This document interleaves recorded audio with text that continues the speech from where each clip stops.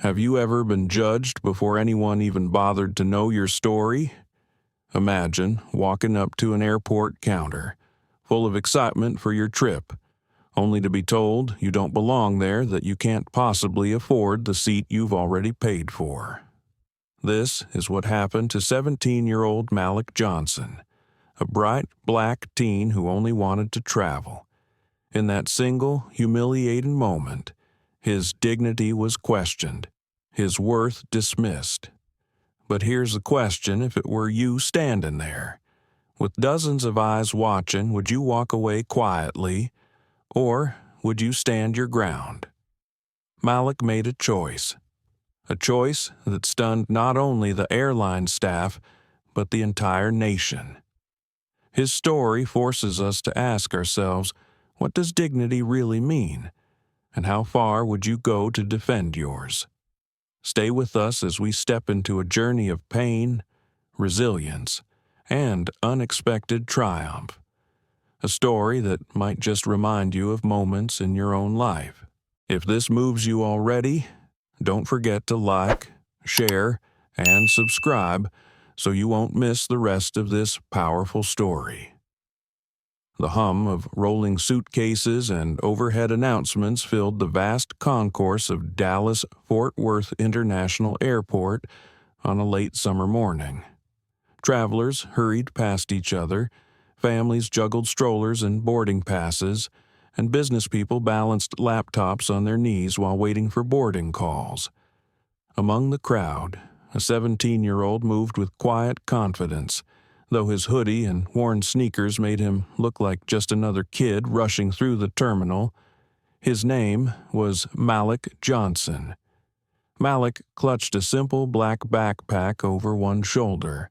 Inside were the tools of his passion: a laptop loaded with coding projects, a notebook scrawled with sketches of apps he dreamed of building, and a pair of noise-canceling headphones.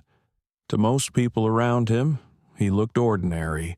What they didn't know was that Malik had just returned from a national youth tech competition where he had presented an award-winning project.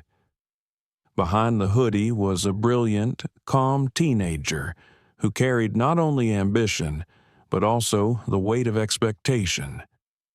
He walked toward the check-in counter for his flight to New York. Ticket confirmation pulled up neatly on his phone. His seat had been booked weeks earlier, first class, seat 2A. His father, Dr. Leonard Johnson, insisted on it not for comfort, but for safety. Leonard, a CEO who had built Johnson Global Dynamics into a powerhouse, knew too well how the world could treat young black men. He wanted his son shielded from unnecessary hostility, though he also knew Malik would face it sooner or later. The line at the counter thinned, and Malik stepped forward. Behind the counter stood Karen Whitfield, a woman in her early 40s with perfectly pressed hair, bright red lipstick, and a name tag polished to a shine. Her smile was thin, her tone clipped. She scanned Malik up and down before he even spoke. "Yes." Next, she said, her voice already carrying the edge of impatience. Malik placed his ID and phone on the counter.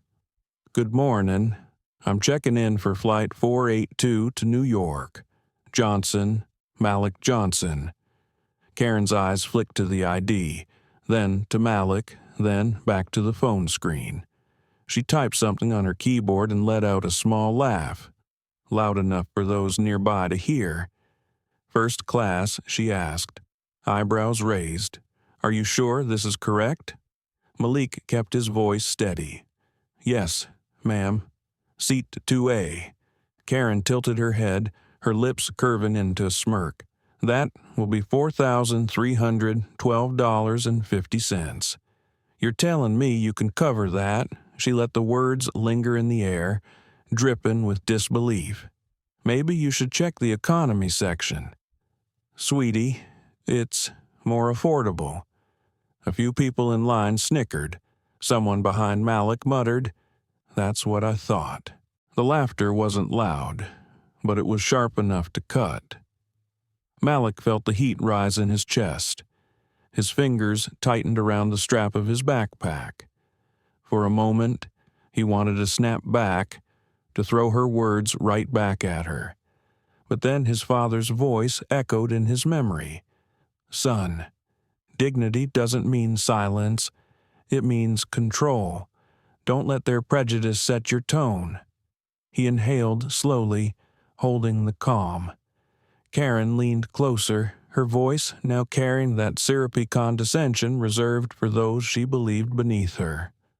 "Honey, people like you usually don't sit up front. Maybe your family made a mistake booking. Why don't you call someone to confirm?" Malik's jaw tightened. Every eye and line seemed to be on him now. He could feel the stares, the silent judgment. His mind raced, fight back, walk away, laugh it off. The wrong move, he knew, would only feed the stereotype she had already cast over him, behind him. An older man in a gray blazer shook his head and whispered just loud enough. "Shameful." His voice carried a weight of disapproval, not at Malik, but at what was happening to him. It was a small ember of support in a cold moment. Karen straightened, clearly enjoying the little spectacle she had created. "So, what's it going to be?" she asked, tapping her manicured nails on the counter. $4,312.50. That's the price of first class. Malik looked down at his hands. They weren't trembling, but they were steady only because he forced them to be. He thought of the late nights coding in his room, the hours spent solving problems most adults wouldn't even attempt.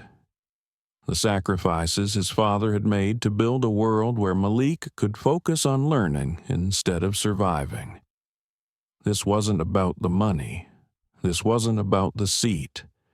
It was about being seen as less than who he was. His heart thudded once, heavy and slow, before his lips parted. "I'm in the right place," Malik said softly.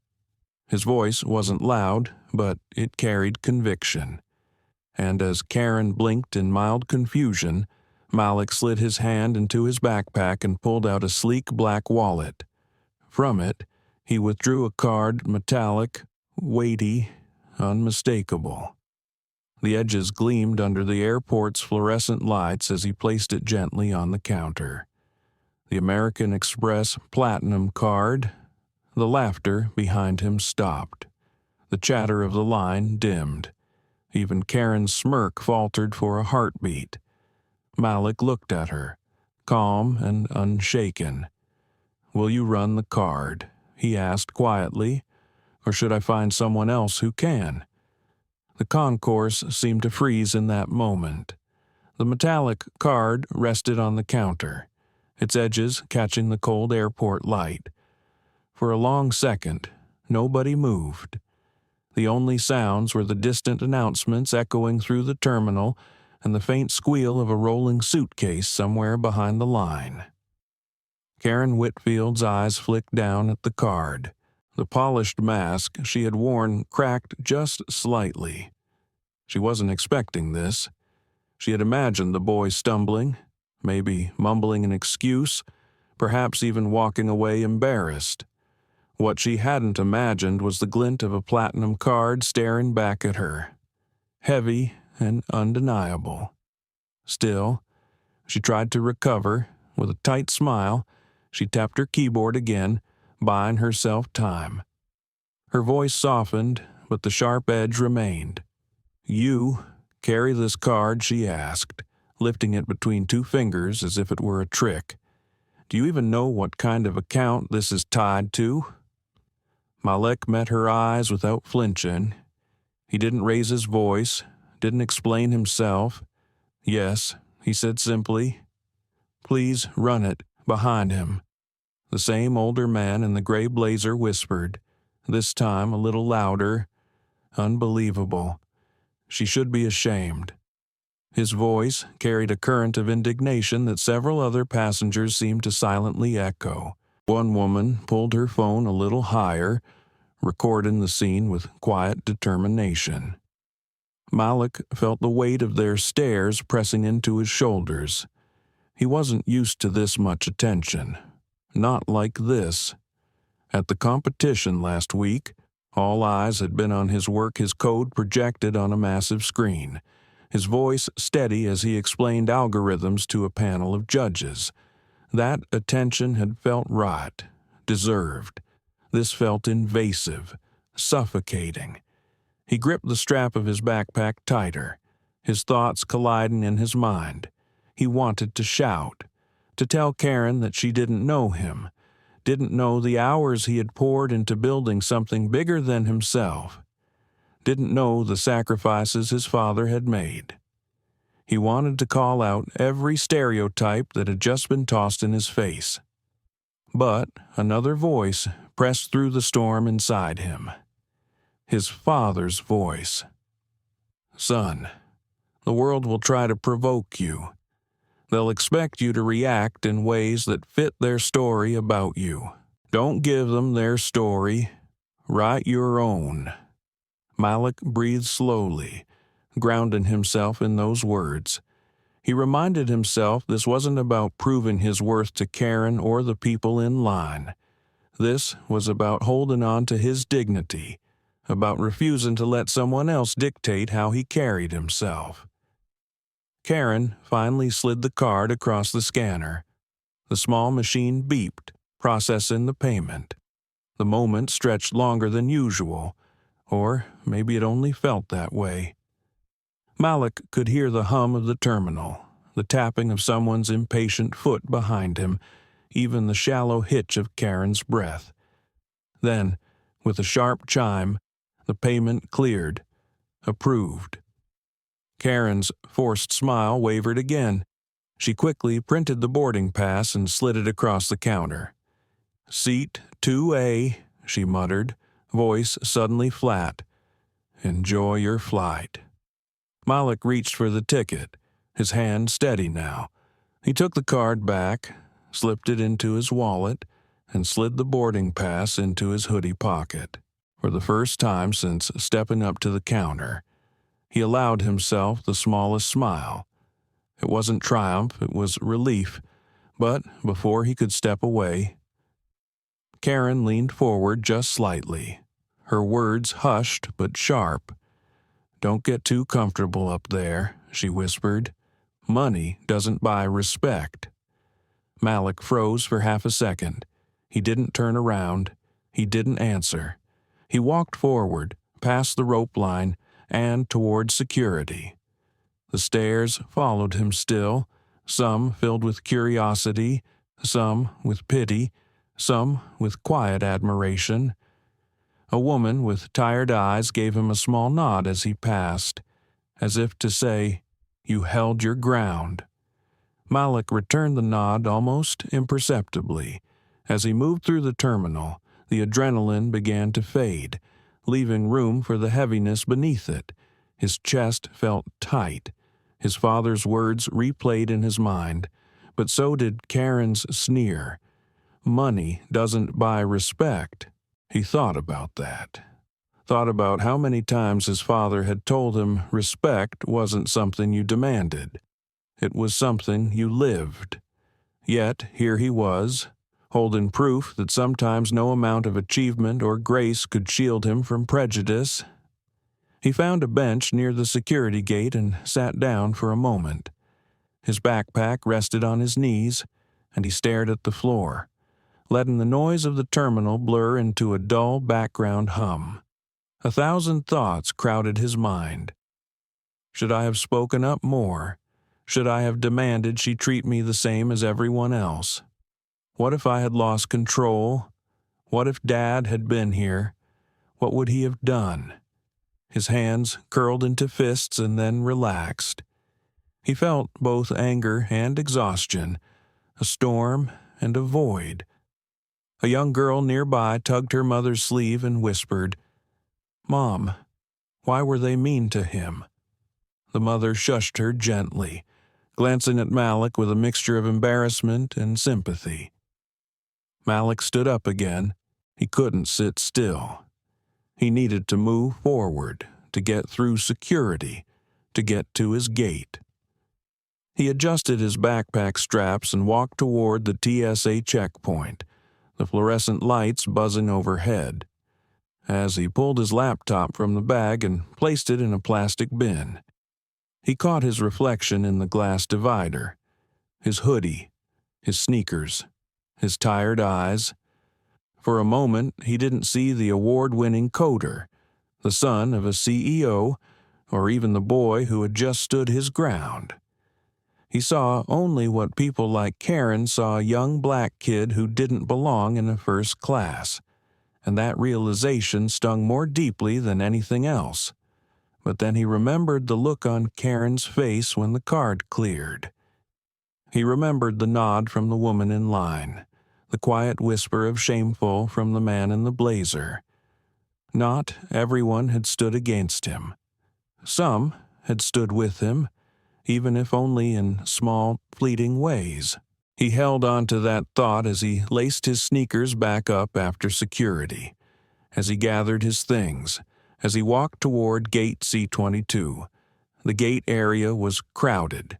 Families sprawled across rows of seats, travelers hunched over phones, business people muttering into headsets. Malik found a spot near the window where he could watch planes taxi in the distance. He set his backpack down and leaned his head against the glass. The sun was beginning to climb higher, casting sharp beams of light across the tarmac. Planes gleamed under its glow, engines roaring as they pushed back from the gates. Malik watched them lift into the sky, their power undeniable.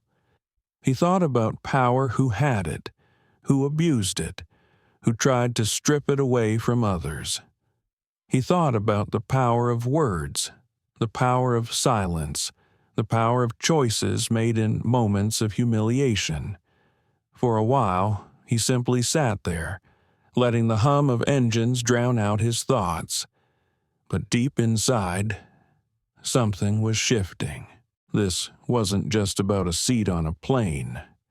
This was about the story he was writing for himself. And if the world insisted on handing him moments like this, he would decide how to use them. Malik straightened in his chair, pulled out his laptop, and opened a blank document. The cursor blinked, waiting. He didn't know yet what he would write, but he knew one thing: the story wasn't over. Not here, not today. The gate area hummed with the same familiar rhythm boarding calls echoing over the PA, children tugging at their parents' sleeves, business travelers pacing while muttering into phones. Yet, for Malik Johnson, every sound felt sharper, every glance heavier. He opened his laptop again, the screen casting a faint glow across his face. The blank page seemed to mock him at first, daring him to turn what had just happened into words. But Malik wasn't ready yet. The emotions still swirled: anger, shame, defiance, pride, all tangled in a knot that refused to come undone. He closed the lid softly and leaned back. Through the wide window, a plane roared down the runway and lifted into the sky, the engines straining until the craft was nothing more than a speck. Malik envied that freedom, the ability to rise above it all, leaving the noise and prejudice far below. A boarding announcement jolted him back. First-class passengers for Flight 482 to New York. Now boarding at Gate C-22. He stood, slinging his backpack over one shoulder. The line formed quickly. People in suits, travelers with leather carry-ons, a woman with a designer scarf. As Malik joined the line, he felt the stares again. Some were casual glances, others lingered a beat too long. The woman with the scarf looked at his hoodie and sneakers, then at his boarding pass. She frowned and clutched her handbag closer. Malik pretended not to notice. He had already lived this moment once at the check-in counter. He wasn't going to give it more power than it deserved. At the jet bridge, Karen Whitfield reappeared. Malik hadn't expected to see her again so soon, but there she was, stationed at the scanner, her lipstick still sharp, her smile still brittle. "Boarding pass," she asked curtly. Malik handed it over without a word. Karen scanned it, her eyes flicking once more between the paper and his face. For a moment, Malik thought she might say something, might make another remark, but instead she forced a professional smile and handed it back. "Enjoy your flight," she said, the words hollow. Malik took the pass, nodded once, and walked down the jet bridge. His heart hammered against his ribs, but his face remained calm. Inside the aircraft, the contrast was immediate. The first-class cabin was a world of quiet luxury, wide leather seats, soft lighting, the faint clink of glasses as a flight attendant offered pre-departure drinks. Passengers settled in with newspapers and tablets, some glancing up briefly as Malik walked past. He reached 2A, his seat by the window. Sliding into it, he let his backpack rest at his feet. For the first time that morning, he exhaled deeply. The seat felt different, not just because of the space, but because of what it represented. He had fought quietly, calmly, but undeniably for the right to sit here. A flight attendant approached, smiling warmly. She was younger, with a name tag that read Evelyn. "Welcome aboard, Mr. Johnson.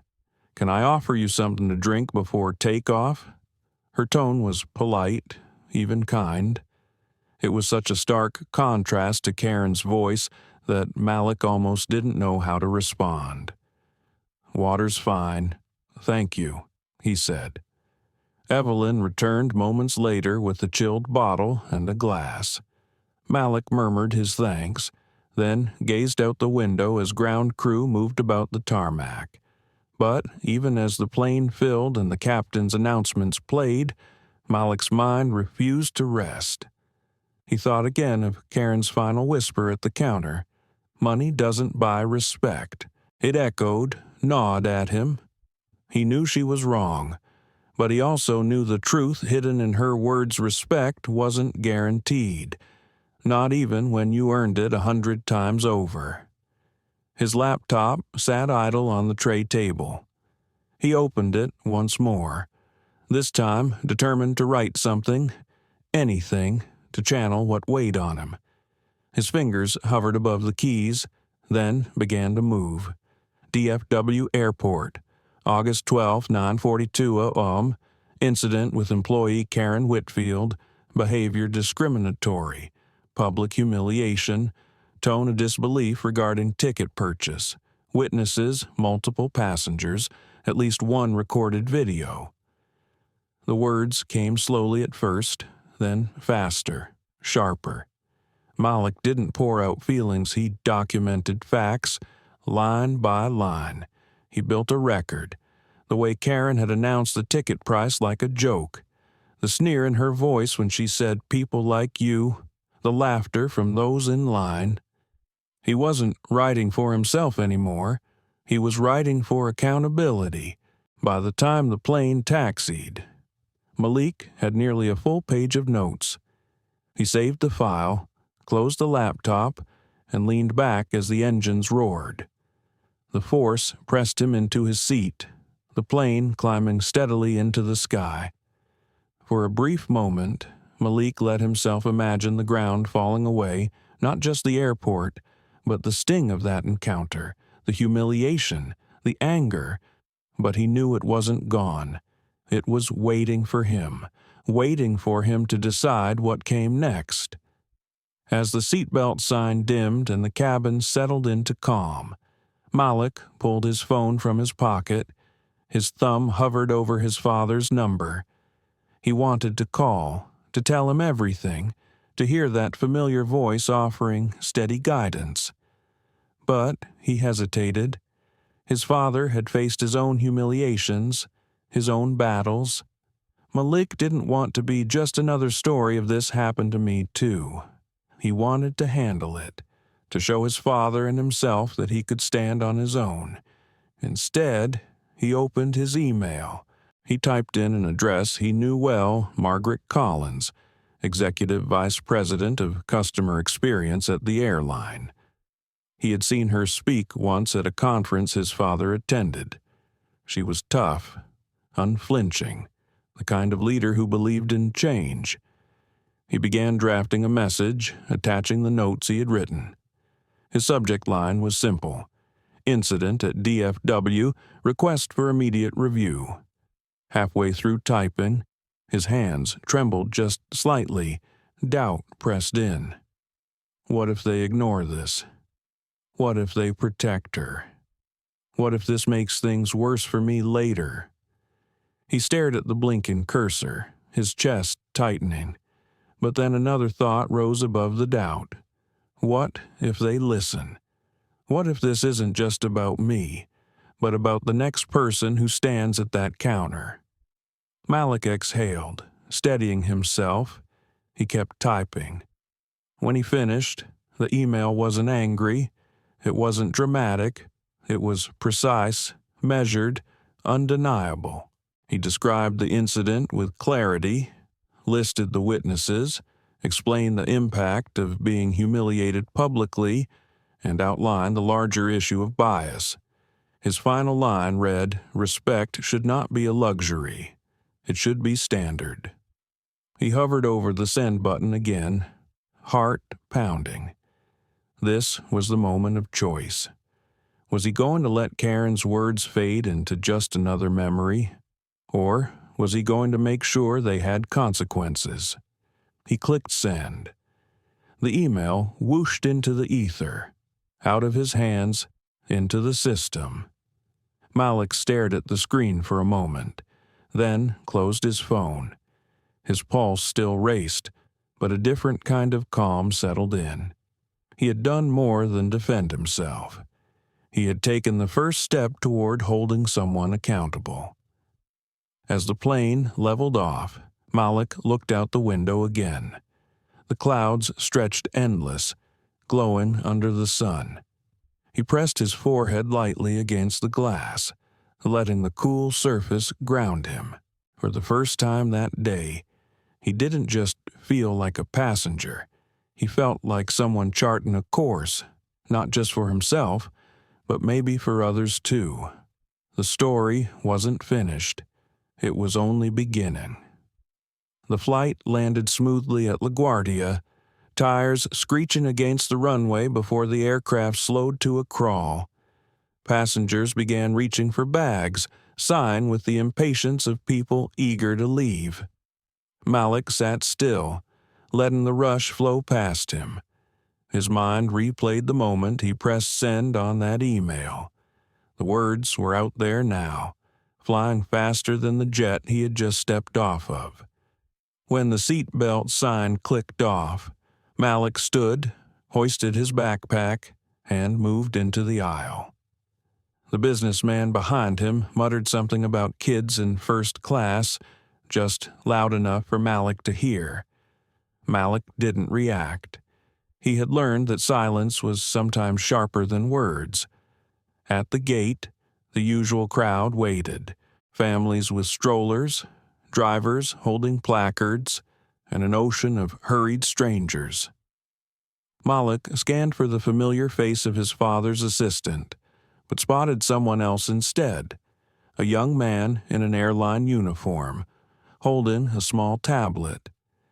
He looked barely older than Malik, maybe mid-20s, with tired eyes but a determined stance.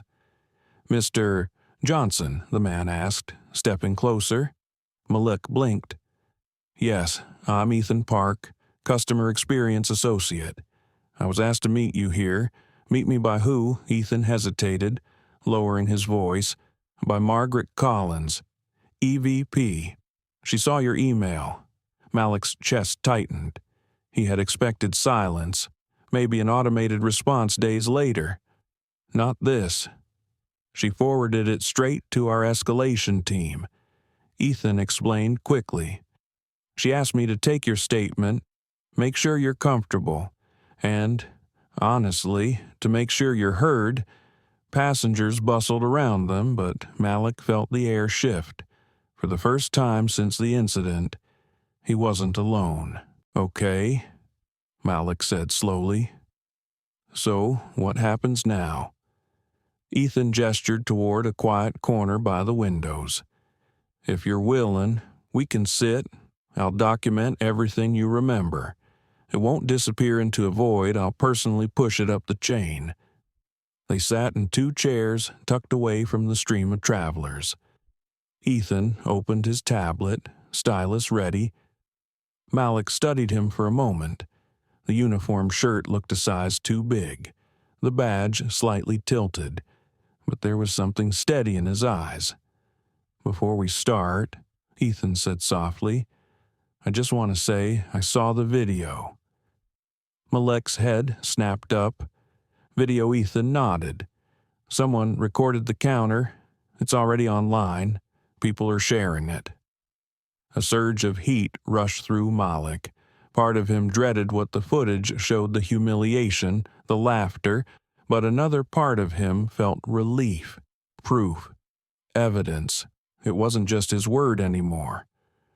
"What do they say?" Malik asked. "That it's wrong, that it's not surprising, but still wrong." Ethan's voice was firm. "The comments are flooding in, some calling for accountability, others sharing their own stories. You're not just one kid who got humiliated. You're already a symbol, whether you wanted it or not." Malik swallowed hard. The idea of being a symbol both frightened and emboldened him. He hadn't chosen this role, but maybe it had chosen him. Ethan tapped his tablet. "All right, tell me everything, start to finish." Malik did. He described the walk to the counter. Karen's raised voice announcing the price, her words dripping with disbelief. The sneer when she said, "People like you." He spoke of the laughter in line, the way the stares cut into him. He told Ethan how Karen leaned in and whispered, "Money doesn't buy respect." Ethan's stylus flew, capturing every word. His jaw tightened, but he didn't interrupt. When Malik finished, Ethan looked up. "You handled yourself with more calm than most adults I've met," he said quietly. "I want you to know that." Malik looked away, embarrassed but grateful. "Didn't feel calm." "That's the point," Ethan said. "You felt everything, but you didn't let it break you. That matters." For a long moment, neither spoke. Around them, the airport buzzed on boarding calls, rolling suitcases, announcements over the intercom. But inside that small corner, it felt like a pause in the world. Finally, Ethan stood. "I'm filing this right now. Margaret will see it before noon. I'll also add that I personally believe disciplinary action is necessary." Malik raised his brows. "That's risky, isn't it for you?" Ethan smiled faintly. "Maybe, but silence is riskier, for all of us." Malik stared at him. In that instant, he saw not just an employee, but an ally, someone willing to place integrity above convenience. They walked together toward the exit. Outside, New York air hit Malik's face, humid, noisy, alive. Ethan shook his hand firmly before leaving. "You're not alone in this, Malik," he said. "Remember that." Malik nodded. "Thank you." As Ethan disappeared back into the terminal, Malik's phone buzzed. A flood of notifications lit up the screen. Mentions, tags, messages. The video was spreading faster than wildfire. His name, his face was already out there. Panic fluttered in his chest, but alongside it came something else. Resolve. This was bigger than him now, bigger than Karen. That night, in his hotel room, Malik sat by the window overlooking the city. The lights stretched endlessly, blinking and alive. He scrolled through messages from people who had seen the video, people who shared their own stories of being doubted, dismissed, humiliated. Some messages came from adults twice his age, others from teens just like him. One line repeated itself over and over, "Thank you for standing tall." Malik let the words sink in. He hadn't shouted. He hadn't fought. He had simply refused to bend. And somehow, that was enough to light a spark. He closed his phone, leaned back, and whispered into the quiet room. Respect should not be a luxury. The words felt heavier now, truer than ever. Tomorrow, he knew, the airline would call, Margaret Collins herself. Maybe. The storm was only beginning. But for the first time in 2 long days, Malik felt ready to face it. The next morning, Malik woke up to a phone buzzing relentlessly on the nightstand. Sunlight cut through the blinds of his hotel room, streaking the carpet in pale gold. He blinked, still heavy with sleep, before reaching for the device. Dozens of notifications filled the screen news outlets, social media mentions, emails. His name had spread farther overnight. There was also a voicemail from an unfamiliar number. He pressed play. "Good morning. Malik, this is Margaret Collins, Executive Vice President of North Star Airlines. I read your account. I watched the video. I want to meet with you today if possible. Please call me back." Her voice was calm, deliberate, but beneath it was urgency. Malik sat up straighter. This wasn't some automated apology. This was the highest level of the company reaching out directly. He called back. Within minutes, a meeting was set at North Star's Manhattan headquarters. By noon, Malik found himself in a sleek glass building rising above Lexington Avenue. Security waved him through as though expecting him. The elevator ride was silent except for the hum of cables, carrying him to the 32nd floor. The reception area looked like something out of a magazine. Marble floors, towering windows, art that probably cost more than his father's first office space. Malik clutched his backpack a little tighter. "Mr. Johnson," a woman in a navy suit greeted him with a professional smile. "Right this way." She led him down a hall lined with closed doors until they reached a conference room. Inside, Margaret Collins stood waiting. She was in her early 50s, silver streaks in her dark hair, posture straight as if years of command had trained her spine. She extended her hand. "Malik, thank you for coming on such short notice." Malik shook it, noticing the firm grip. "Thank you for reaching out." They sat across from each other. A pitcher of water and 2 glasses sat untouched on the table between them. Margaret didn't waste time. "I'll be direct. What you experienced should never have happened. It was unprofessional, it was discriminatory, and it violated our standards." Malik listened, searching her face. She wasn't sugarcoating. "I've already placed Karen Whitfield on immediate suspension pending investigation," Margaret continued. "We've launched a full review of procedures at Dallas-Fort Worth. This will not be brushed aside." Malik exhaled slowly. It felt good to hear the words, but he knew words could be empty. "With respect, Ms. Collins, reviews and suspensions won't fix a culture that allows this to happen. It wasn't just one person. It was everyone standing there, laughing." Margaret leaned back, nodding once. "You're right, which is why I want you to be part of the solution. Your email wasn't just eloquent, it was precise, professional. You spoke like someone far older than 17, and people are listening." Malik shifted in his chair. I didn't plan for that. I just wrote what I felt. Sometimes honesty is the most powerful tool, Margaret said. She clasped her hands on the table. Here's what I propose. We will publicly apologize, not privately. We'll announce mandatory anti-bias training across all hubs. We'll create a customer dignity task force with external oversight. And I want your input on shaping that. If you're willing. Malik blinked. You want me involved? I'm just a kid. You're not just a kid anymore, Margaret replied. You're a voice people trust right now. And voices like yours can move mountains faster than executives like me. Silence stretched. Malik's mind whirled. He thought of his father's struggles, doors closed, deals denied, assumptions made the moment he walked into a boardroom. Maybe this was his chance to break part of that cycle. Before he could answer, Margaret added softly, I know it's a lot to ask, but think about it. Not as a burden, but as an opportunity. Malik nodded slowly. I'll think about it.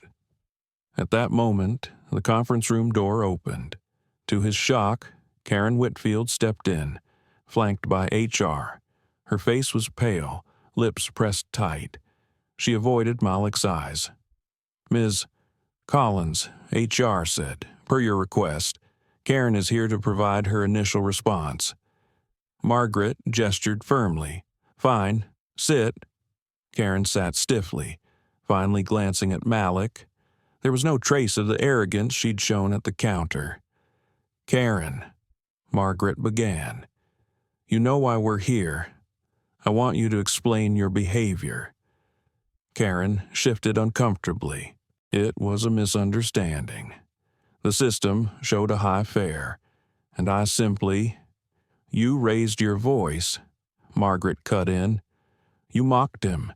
You implied he couldn't afford the ticket because of his appearance.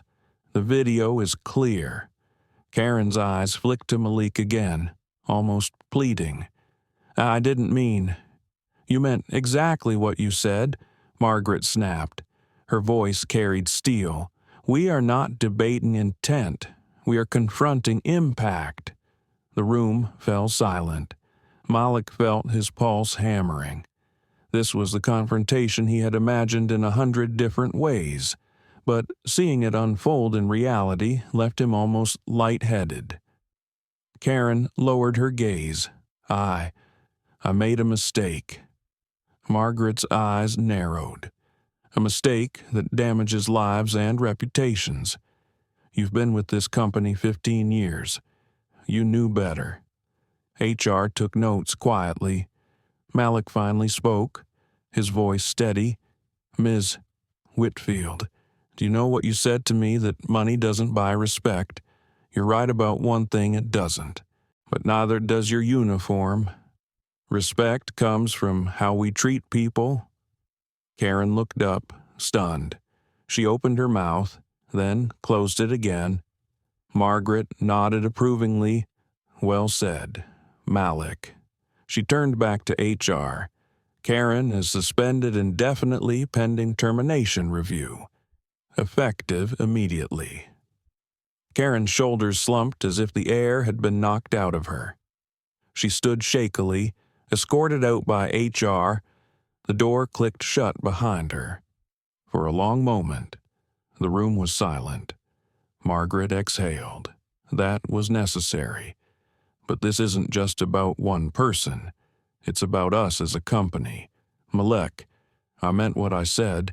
We need your perspective and your courage. Malik felt a swirl of emotions, vindication, sadness, determination. He hadn't expected to feel pity for Karen, but a small part of him did. Yet he also knew accountability was the only path forward.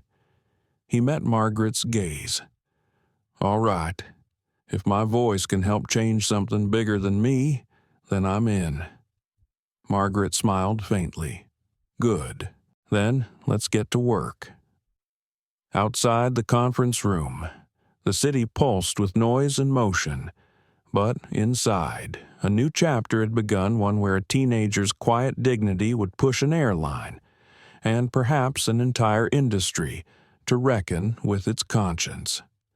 By the time Malik left the North Star headquarters, Manhattan felt louder than usual. Taxis honked, pedestrians hustled, and yet every sound blended into a haze. He walked down Lexington Avenue, replaying Margaret Collins's words in his head. "We need your perspective and your courage." He wanted to believe her, but part of him still wondered if this was damage control words spoken in polished boardrooms to shield the brand. Back at the hotel, Malik collapsed onto the bed and opened his phone. The notifications hadn't slowed, they had multiplied. News outlets were now carrying headlines: "Teen humiliated at airline counter, video sparks outrage.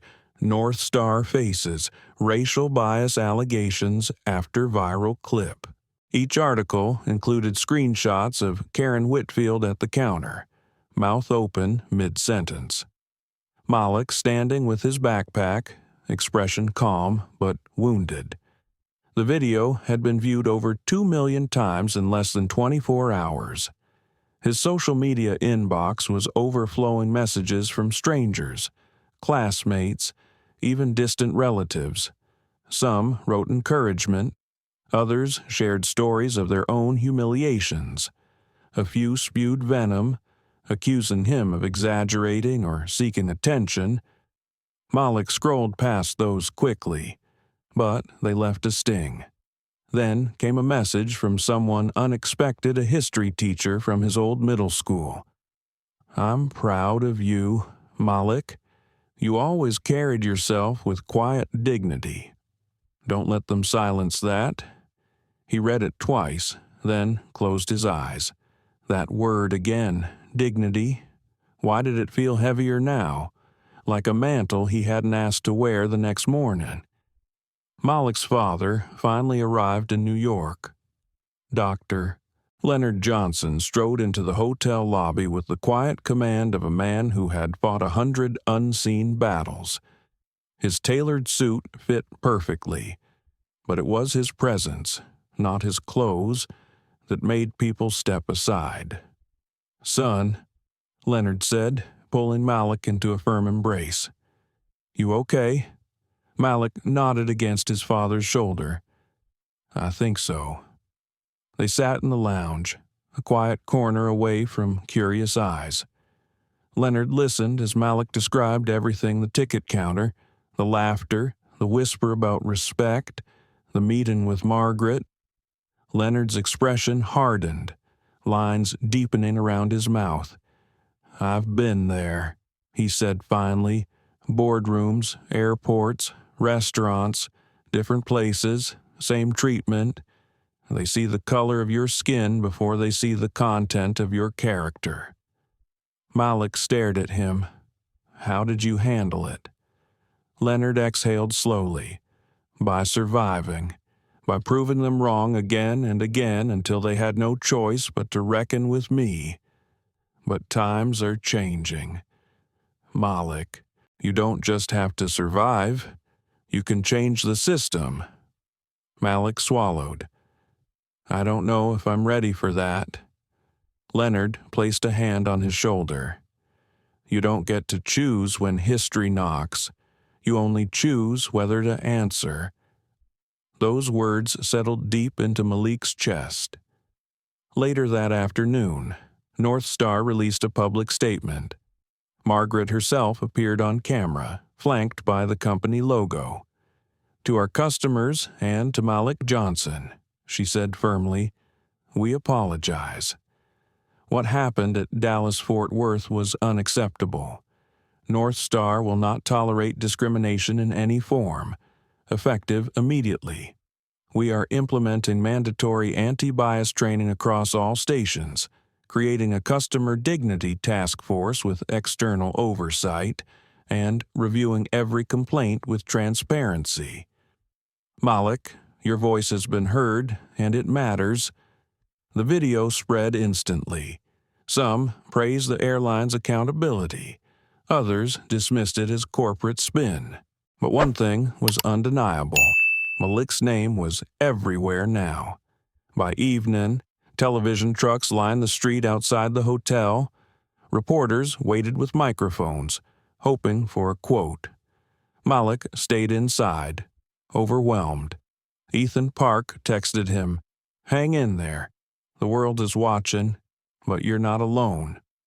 Scrolling through messages, Malik paused at one that hit harder than the rest. It was from a woman in Chicago. "My son is your age. He was humiliated at a store last year, told he didn't belong. He hasn't spoken about it since tonight. He watched your video and said, 'Maybe I'm not alone. Thank you.'" Malik set the phone down, eyes burning. This was bigger than him now, bigger than one flight, one gate agent, one humiliation. That night, as the city glowed outside his window, Malik wrestled with his thoughts. Part of him wanted to retreat, to slip back into anonymity, to let the storm pass. But another part, stronger now, felt a calling. He whispered into the dark, almost a prayer. "If I carry this, let it matter." The next morning, Margaret called again. "Malik, the board wants to meet you. Not for show, for direction. Will you come?" Malik hesitated. He thought of his father's words, of the boy in Chicago, of every stranger who whispered thank you through a screen. Then he answered, "Yes, I'll come." The following morning, Malik rode the elevator up 42 stories to North Star Airlines' corporate headquarters. The building was made of steel and glass, shimmering in the early light like a monument to power, but Malik's palms were damp. He clutched his backpack tightly, the same one he had carried through DFW Airport days before. A receptionist guided him to the boardroom. When the heavy doors opened, Malik froze. A long table stretched the length of the room, lined with executives in dark suits. Their expressions were a mixture of curiosity, fatigue, and something else he knew too well, skepticism. At the head of the table sat Margaret Collins. She gestured him forward with the calm confidence of a general leading her troops. "Ladies and gentlemen, this is Malik Johnson." Malik stepped inside. He could feel every eye on him, some sympathetic, others cautious. He thought of his father's words. "You don't choose when history knocks." "Please," Margaret said, motioning to a seat beside her. As Malik sat, Margaret addressed the room. "You've all seen the video. You've all read Malik's statement. Today, I want you to hear directly from him." There was a rustle of papers, the clink of a coffee cup. One executive cleared his throat. "With respect, Margaret, he's 17. What can a teenager tell us about running an airline?" The words sliced the air. Malik felt his chest tighten, but he steadied his breath. This was the moment they expected him to falter. He leaned forward. "Maybe I can't tell you how to run an airline, but I can tell you what it feels like to be treated like I don't belong. I can tell you what it's like to stand at your counter and hear laughter because of the color of my skin. And I can tell you that millions of people saw it happen and they don't see policy or procedure. They see North Star." The room fell quiet. Even the executive who had dismissed him shifted uncomfortably. Malik continued, "Respect isn't a courtesy. It's a necessity. And if people can't find it here, they'll take their business elsewhere. This isn't just about me. It's about trust. And once you lose that, no amount of free miles can buy it back." Margaret's lips curved into the faintest smile. She tapped her pen softly, as if punctuating his words. An older board member, A woman with silver hair tied neatly in a bun leaned forward. "What would you have us do?" Malik swallowed, then spoke slowly. "Don't just punish one person and call it fixed. Make dignity part of the system. Training, yes, but more than that, real accountability. Independent oversight. A way for people to speak up without fear. If you make respect the standard, people will notice. If you don't, people will notice that too." The silver-haired woman nodded thoughtfully, but not everyone was convinced. Another man, heavy-set with a sharp tie, scoffed. "We've weathered storms before. Social media flares up, then dies down." Why overcorrect? Margaret's eyes snapped to him. "Because this isn't a storm, it's a reckoning. And Malik is right. The cost of silence is far greater than the cost of reform." Leonard Johnson, Malik's father, sat quietly at the back of the room. He had chosen not to take the spotlight but to watch his son stand on his own. Now he rose, his voice deep, measured. "With respect," Leonard said, "I've run boardrooms for 20 years. I've signed contracts worth more than some of your annual revenue. And I can tell you, this people remember who stood up when it mattered. If North Star chooses dismissal over change, you'll not only lose customers, you'll lose investors like me." Gasps rippled through the table. Some had not realized who Malik's father was.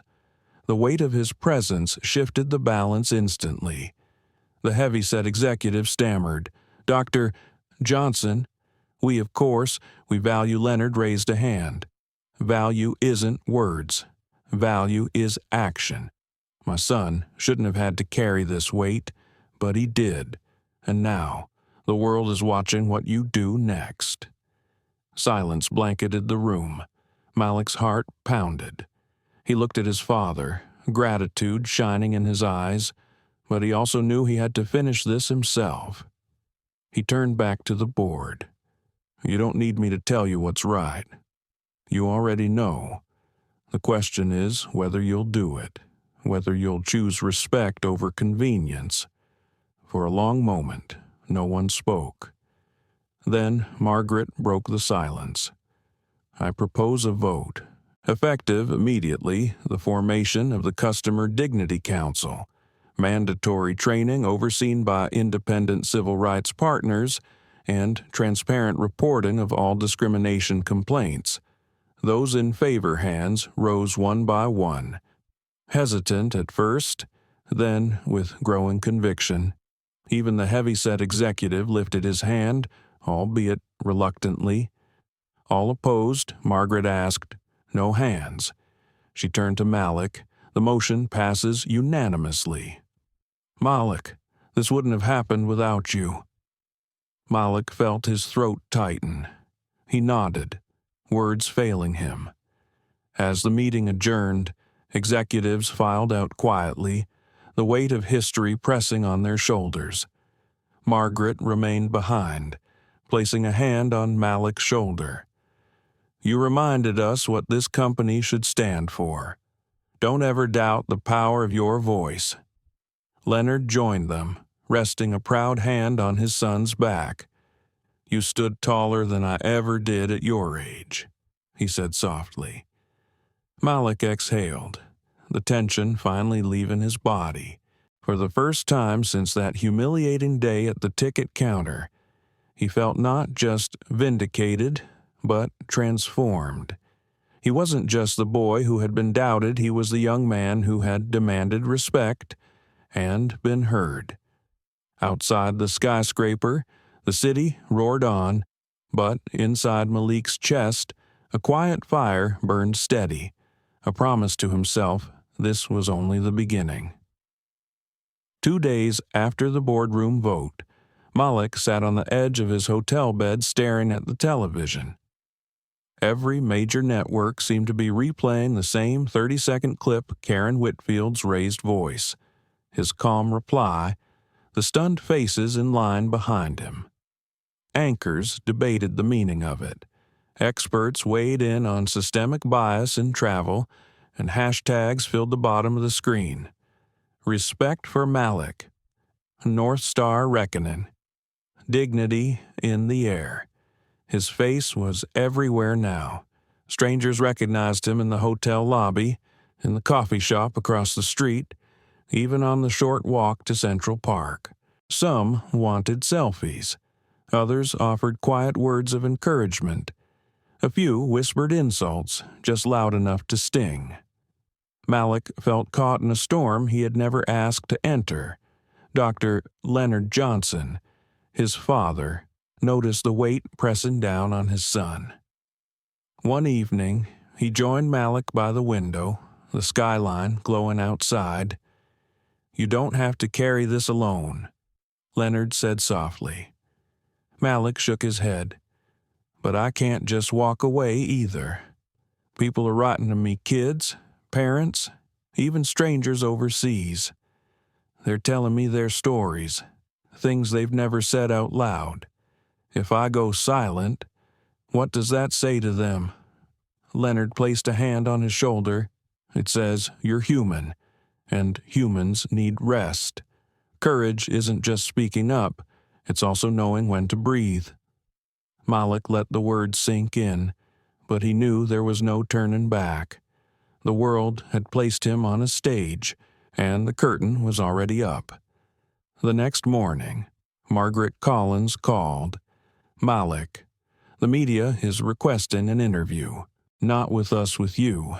They want to hear directly from your perspective. We'll support whatever decision you make." Malik hesitated. "If I say no, will it look like I'm hiding?" "Not if you explain why," Margaret said. "But Malik, if you do say yes, know that your words will echo far beyond one interview. They'll shape how people remember this moment, that afternoon." Malik sat under the bright lights of a national news studio. The host greeted him warmly, but the cameras made his palms sweat. He adjusted the microphone clipped to his collar, heart thudding. "Malik," the host began gently, "millions of people have seen what happened to you." How did it feel in that moment? Malik looked straight into the camera. "It felt like I didn't matter, like my presence was a mistake that needed to be corrected. But I also knew that if I lost my calm, I'd be confirming every stereotype they already believed about me. So I stayed still, even when it hurt." The studio fell silent. The host swallowed, visibly moved. "And when you see the response now," she asked. Malik paused, choosing his words carefully. "It tells me that people are hungry for dignity, that they want to live in a world where respect isn't a privilege. If my experience can help push us closer to that, then maybe it was worth it." The interview went viral within hours. Clips circulated on social media, praised for his poise and maturity, but the attention also brought backlash. Some pundits accused him of dramatizing. Others mocked his youth. Malik scrolled through comments late into the night, a knot tightening in his stomach. Ethan Park texted him again. "Ignore the noise. You spoke truth. That's what matters." Still, Malik couldn't shake the doubts. Was he strong enough to be this symbol people wanted? Did he even deserve it? That night, he dreamed of the ticket counter again, the laughter, the sting of Karen's words. But in the dream, when he pulled out the platinum card, it dissolved into dust, leaving him empty-handed. He woke with a start, drenched in sweat. The following day, Margaret arranged for him to speak at a press conference alongside civil rights leaders and community advocates. Leonard urged caution, but Malik agreed. If he was already a symbol, maybe he could use the moment to shift the conversation. Standing behind the podium, cameras flashing, Malik cleared his throat. The room quieted. "I didn't choose to be here," he began. "I didn't ask for millions of people to watch me get humiliated, but maybe this moment chose me, and maybe it chose me for a reason." He scanned the crowd, locking eyes with reporters, activists, strangers. This isn't about one gate agent or one airline. It's about how quickly we decide who belongs and who doesn't, about how easily respect gets withheld. I was told that money doesn't buy respect, and that's true. But you know what does buy respect? Courage. Standing up, speaking out, choosing to treat people with dignity. The applause rose, steady and strong. Malik's hands trembled slightly on the podium, but his voice didn't waver. Afterward, a woman approached him backstage. She was in her 40s, with tired eyes but a warm smile. "My name's Angela," she said. "I work as a nurse. Last year I was denied boarding because they said my ticket looked fake. I've never talked about it, not even to my family. But when I saw your story, I finally felt like I wasn't crazy. Thank you." Malik felt a lump in his throat. He reached out, shaking her hand firmly. "You're not crazy, and you're not alone." That night, as he and his father walked back to the hotel, Leonard glanced at his son with quiet pride. "You know, Malik, when I was your age, I was just trying to survive high school, and here you are, helping people heal." Malik managed a small smile. "I'm just trying to make sure nobody else feels invisible like I did." The city lights shimmered around them, horns blaring, voices echoing, but Malik felt a new steadiness inside. He was still uncertain, still overwhelmed, but now he understood being a symbol wasn't about perfection. It was about presence, about showing up even when it scared you. And that, he realized, was something he could do. 3 days after the press conference, Malik sat at a long oak table in the hotel suite with his father. Leonard, papers, laptops, and coffee cups cluttered the surface. The hum of traffic outside barely reached them, muffled by thick curtains.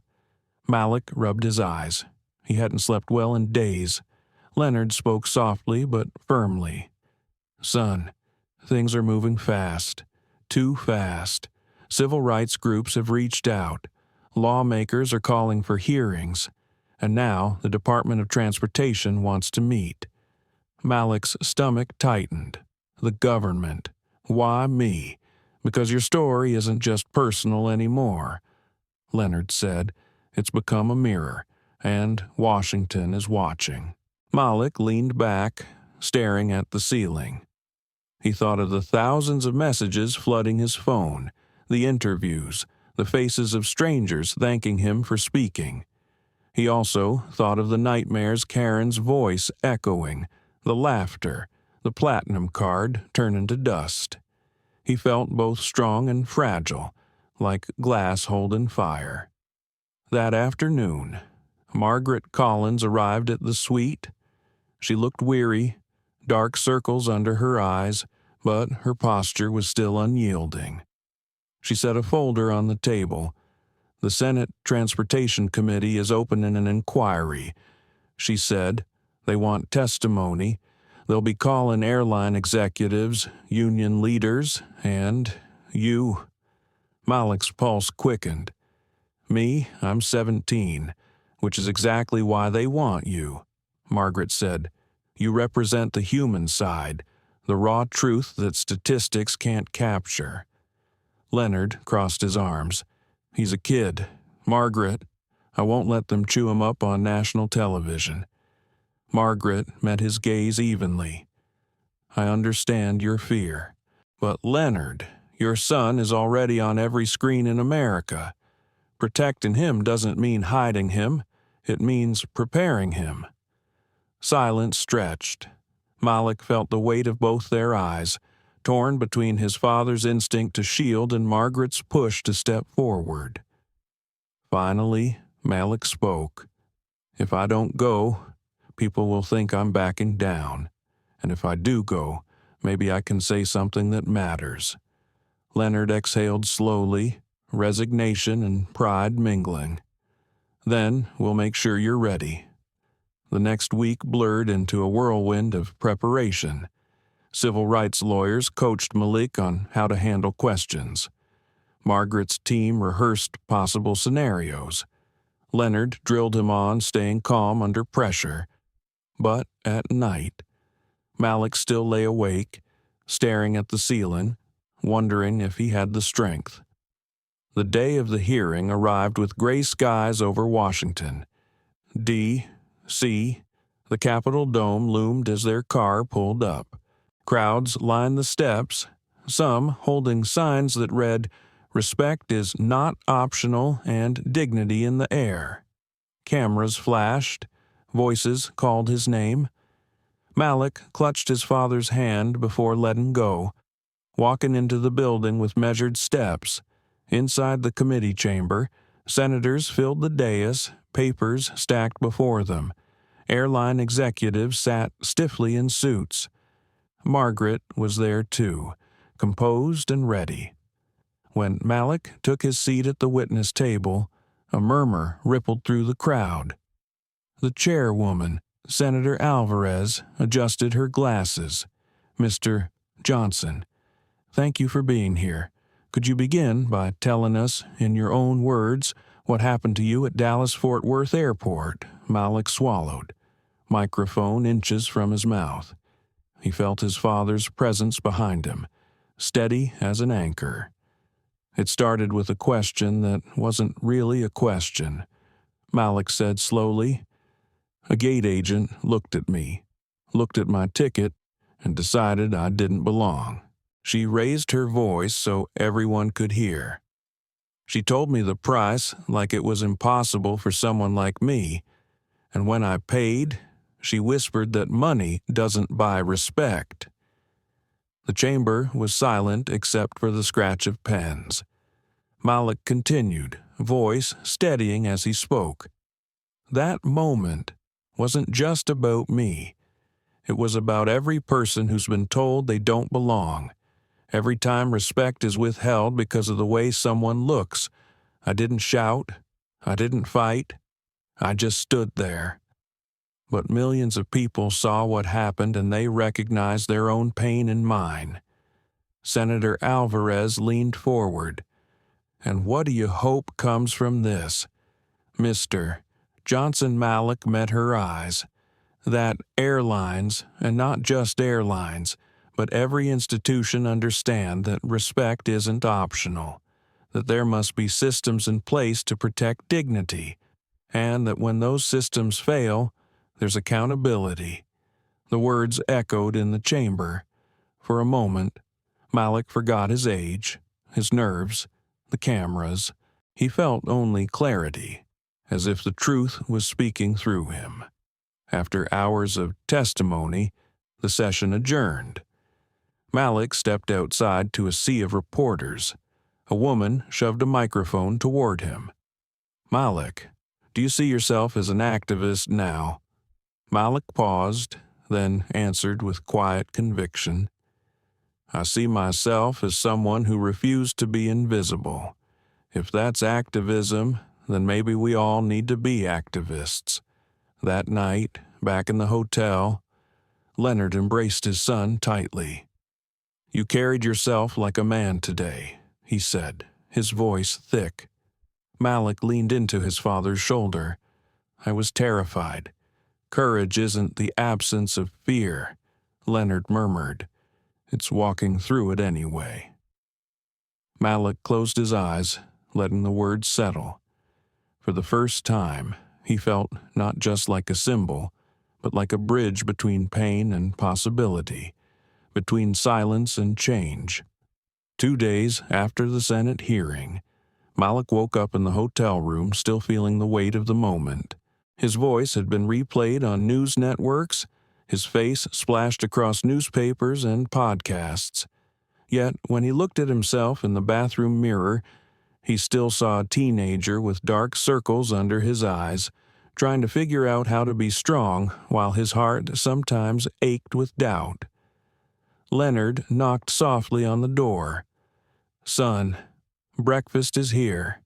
Malik stepped out to see trays of eggs, toast, and coffee on the table. His father poured juice into 2 glasses. "We leave for home this afternoon," Leonard said. "Back to Dallas. Back to school." The word school felt almost foreign. How could he sit in a math class after testifying before Congress? How could he return to halls where lockers clanged and kids gossiped? When the whole world had been listening to his story, Leonard seemed to read his thoughts. "You're still 17, Malik. You still deserve to be a kid sometimes." Malik sighed. "But am I still allowed to be? People are calling me a leader, an activist.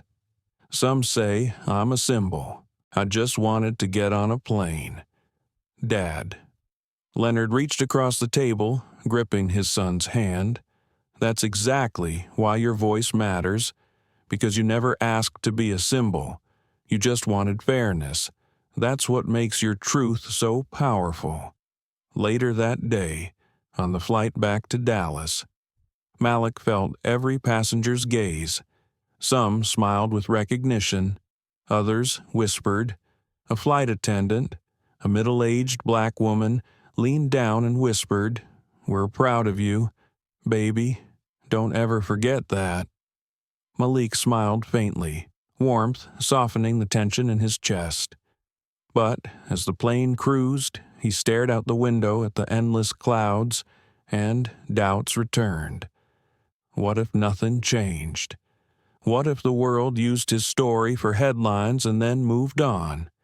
Back home, the house felt smaller, almost fragile after the scale of Washington. Malik sat in his room. The glow of his phone lightened the dark. Messages scrolled endlessly. Praise, anger, requests for interviews, invitations to speak. Some were hateful, filled with slurs. Others begged him to keep fighting. He turned off the phone and lay in silence.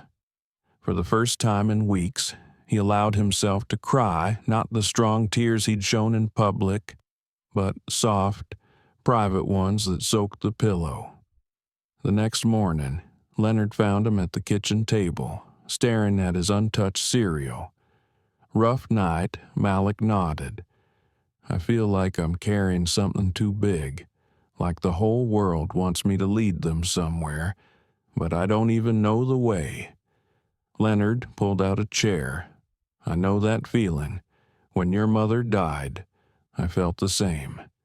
People looked at me for strength I wasn't sure I had, but you find it step by step. You don't have to know the whole path. Malik, you just take the next right step." That afternoon, Margaret Collins called. "Malik, I wanted you to hear this from me first. The committee is drafting new guidelines for airlines' mandatory bias training, independent complaint reviews, and penalties for violations. Your testimony was the turning point." Malik gripped the phone tighter. "So, something real is happening?" "Yes," Margaret said, "but change is slow and messy. There will be pushback. You'll hear people say you exaggerated, that you're too young, that you should have kept quiet. Promise me you won't let that noise drown you out." Malik hesitated. "I'll try."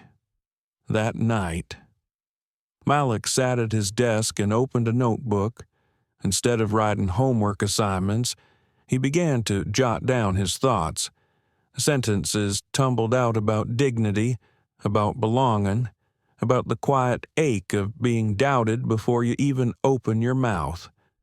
Writing gave him a new kind of release, a place where he didn't have to perform strength but could process his truth. Weeks passed. Malik returned to school, walking through hallways where whispers followed him. Some classmates avoided him, Others slapped his back like he was famous. Teachers looked at him with a mix of pride and caution. It was strange, inhabiting a world that suddenly felt too small. One afternoon, Ethan Park found him sitting alone on the bleachers. "You okay, man?" Malik shrugged. "I don't even know what okay means anymore." Ethan sat down beside him. "I saw the hearing. You killed it. But I could also see. You look tired." "I am tired," Malik admitted.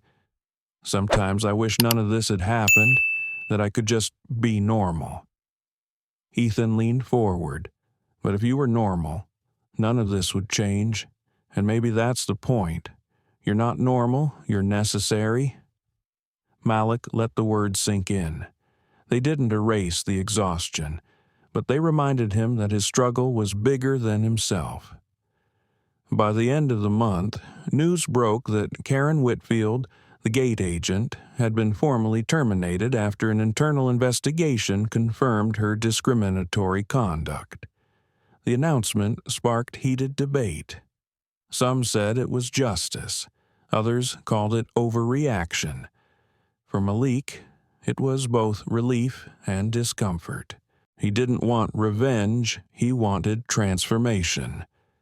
That evening, Malik told his father, "I don't feel happy about her losing her job. I wish she had learned something instead of just being punished." Leonard nodded. "Accountability isn't the end of the story, son. Sometimes it's just the doorway. What happens after that's where change really lives." Malik carried those words into his dreams that night. He saw an image of a door swinging open into a field of light. Beyond it, countless people stood waiting. Faces he didn't recognize but somehow knew. They weren't asking him to carry them. They were walking with him. When he woke, he realized something. His voice was only one of many, but together, those voices could form a chorus too loud to be ignored. And maybe, just maybe, that was how change truly began.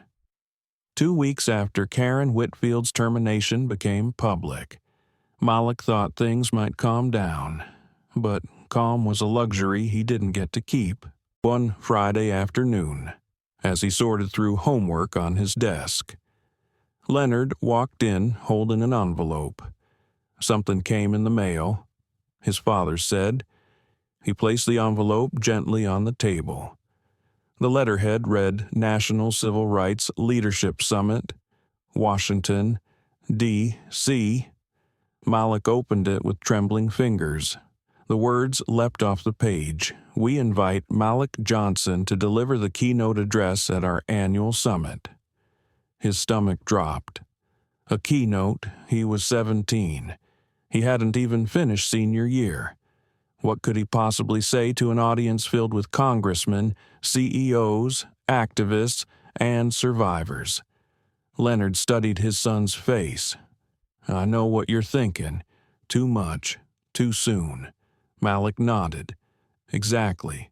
Dad, I can't stand up there. I'm not Dr. King. I'm not Rosa Parks. I'm just a kid who got humiliated at an airport." Leonard's eyes softened. "That's exactly why you should speak. Because you didn't ask for this. Because your story is today's story, not yesterday's. People need to see that the fight is still alive, in new forms, in new places." Malik slumped in his chair. "But what if I mess up? What if I freeze? What if people laugh?" "Son," Leonard said, "courage isn't about not being afraid. It's about showing up anyway." That night, Malik lay awake, staring at the ceiling. His phone buzzed with texts, friends teasing him, classmates asking if the rumors were true, journalists wanting confirmation. He turned the phone face down. He didn't want noise. He wanted clarity.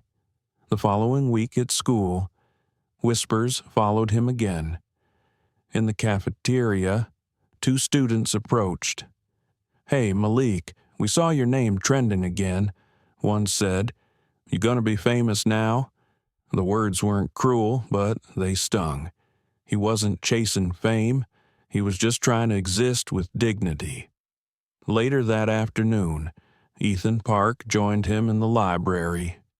"You look like you're carrying the weight of the world again," Ethan said. Malik rubbed his forehead. "They want me to give a keynote at the Civil Rights Summit." "That's insane." Ethan leaned back in his chair. "Not insane. Perfect. Think about it. People twice your age are too scared to speak. You've already proven you can stand in front of power and not flinch." "But what if I don't have anything new to say?" Malik asked. Ethan grinned. "You have your story, and your story is new. Don't underestimate it." Still, Malik wrestled with doubt. That evening, he walked to the park near his house. The air was cool, leaves crunching under his sneakers. He sat on the swings, rocking gently, staring at the sky. He whispered to himself, "Do I really want to be the face of this fight, or do I just want to be a kid?"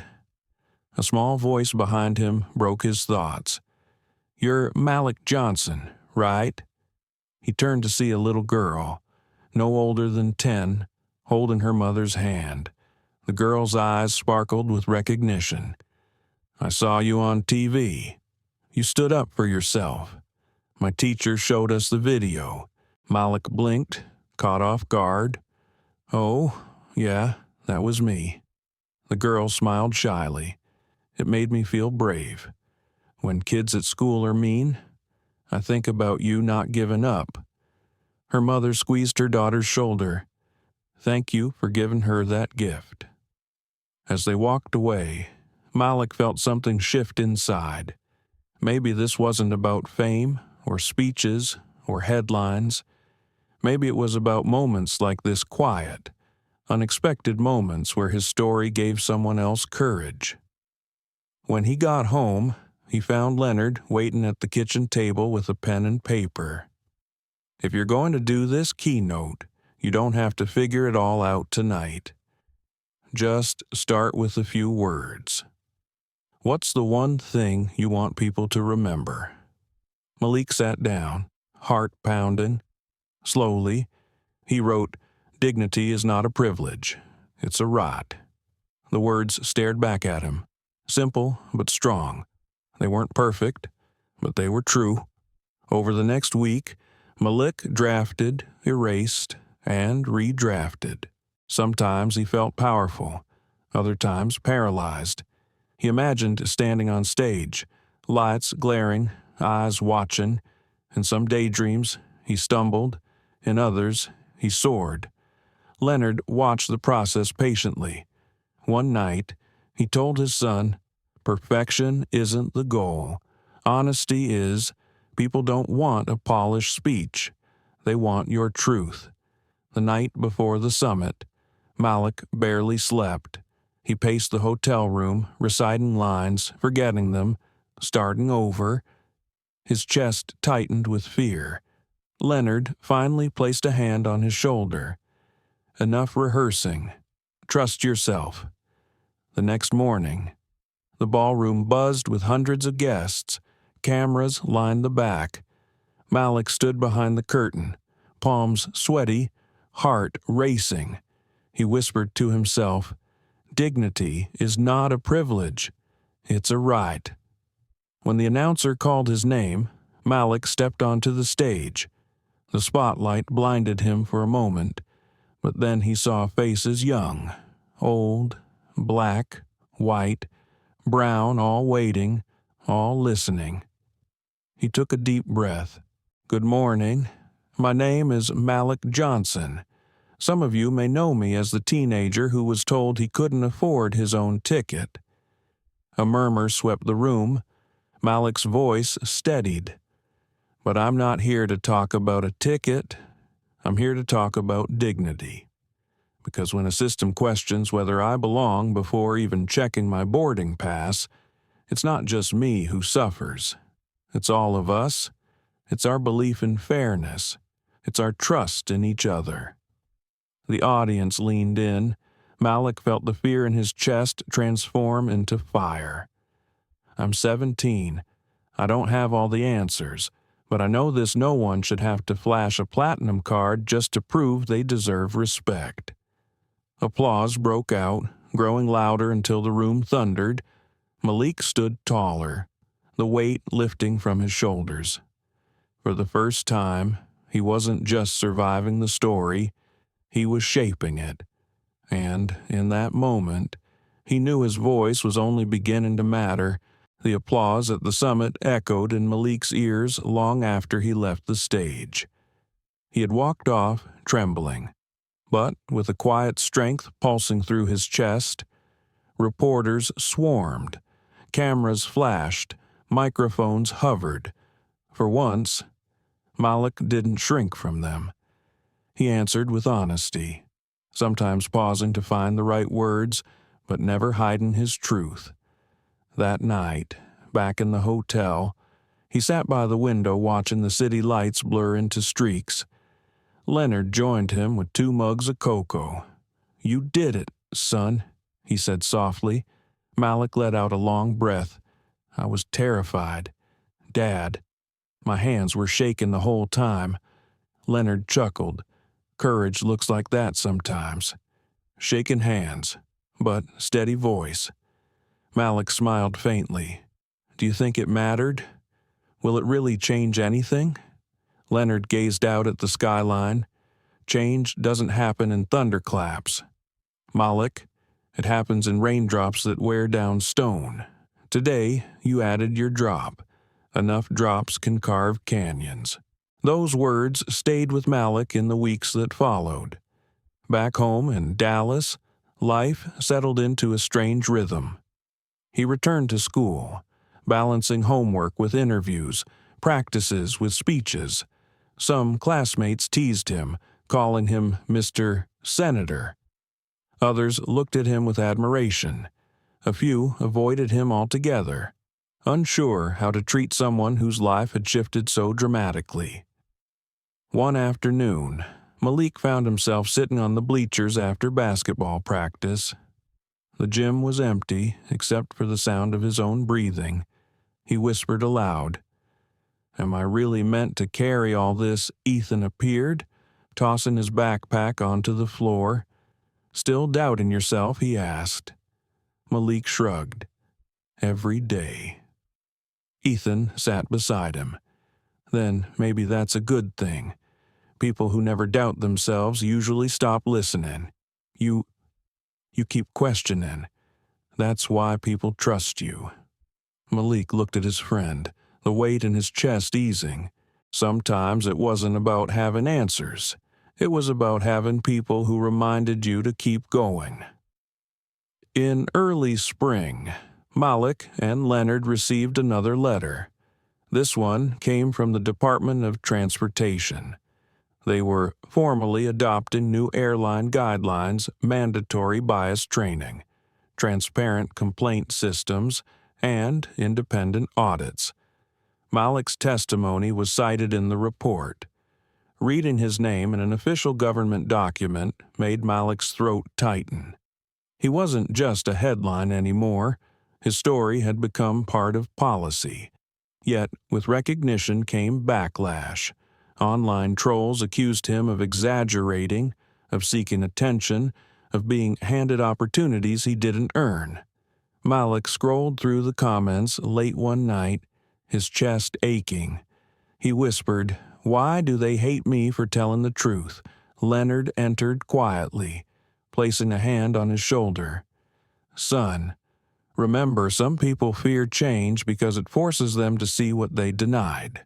Their fear has nothing to do with your worth." Malik nodded slowly, closing the laptop. He couldn't control their voices, but he could choose how much space they occupied in his heart. One bright Saturday morning, Malik and Leonard went to DFW Airport together.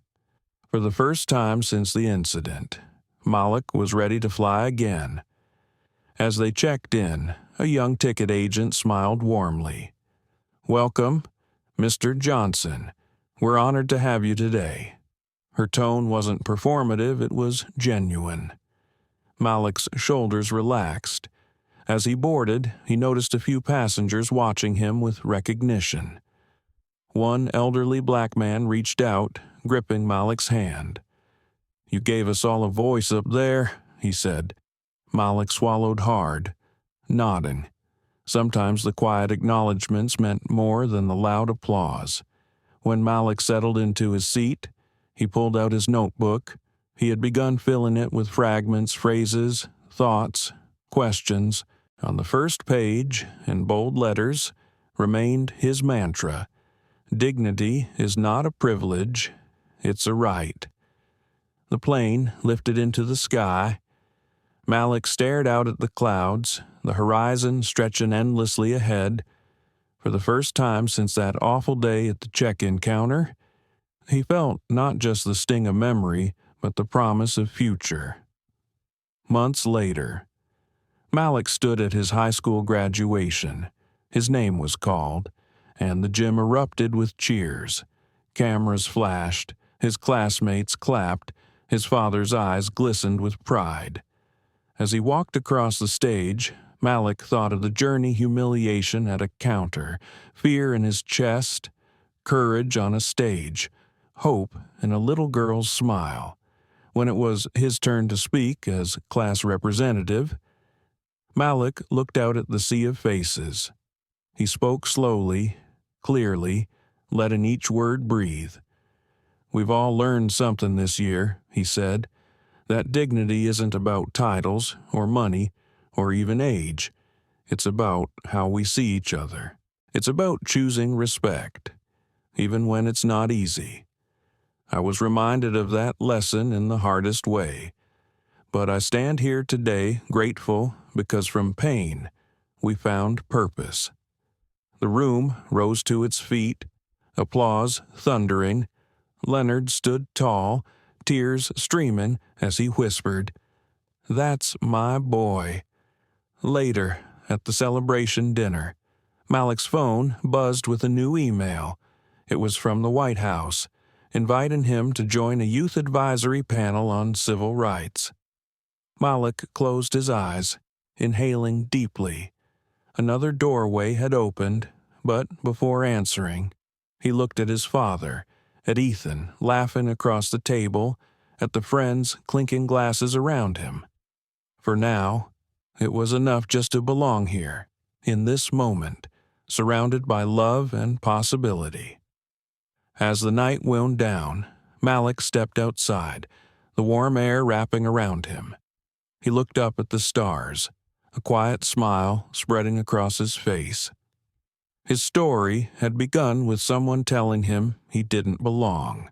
Now it was leading him into spaces where his voice could help others feel they did. He whispered into the night. A promise to himself and to those who would come after: respect has no price tag. Dignity has no boarding class, and no one will ever take my seat again. At its heart, Malik's story is not about money, nor a platinum card. It is about dignity, the quiet, priceless right that each of us carries from the moment we are born. Many of us, especially those who have lived long lives, know the sting of being underestimated or dismissed, whether in workplaces, in communities, or even within families. That pain is real. What Malik reminds us is that dignity doesn't shout, but it stands firm. He did not raise his voice. He did not curse. Instead, he calmly showed the truth and let injustice reveal itself. That lesson is universal when we respond with clarity and strength. We not only defend ourselves, but open the door for others to be treated better in the future. For those in later chapters of life, Malik's journey is also a reminder that hope is generational. The fight for fairness continues, and the baton is being carried forward. His courage tells us that the seeds we planted in movements, in families, and everyday acts of kindness are still growing. Dignity cannot be bought, and it cannot be taken away unless we surrender it. That is the lesson worth carrying into every moment of our lives. Thank you so much for watching and sharing this journey with us. If Malik's story touched your heart, please like this video, share it with someone who needs encouragement today, and don't forget to subscribe to our channel. Your support helps us bring more stories of dignity, courage, and hope to the world.